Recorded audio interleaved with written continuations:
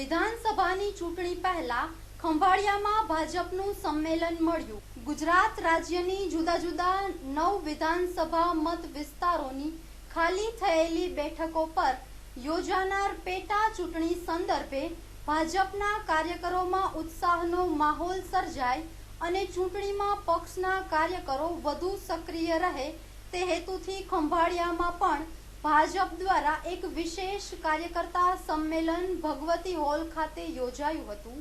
આ પ્રસંગે ગુજરાત પ્રદેશ ભાજપના પ્રભારી ઓમ માથુર તથા પ્રદેશ ભાજપ પ્રમુખ આરસી ફળદુની ખાસ ઉપસ્થિતિમાં યોજાયેલ આ કાર્યકર્તા સંમેલનમાં ભાજપના અનેક હોદ્દેદારો, કાર્યકરો અને જિલ્લા સાંસદ પૂનમબેન માડમ સાથે પક્ષના તથા સંઘના મોટી સંખ્યામાં કાર્યકરો હાજર રહ્યા હતા। જિલ્લા સાંસદ પૂનમબેન માડમે પણ કાર્યકરોને પ્રેરક ઉદ્બોધન આપ્યું હતું।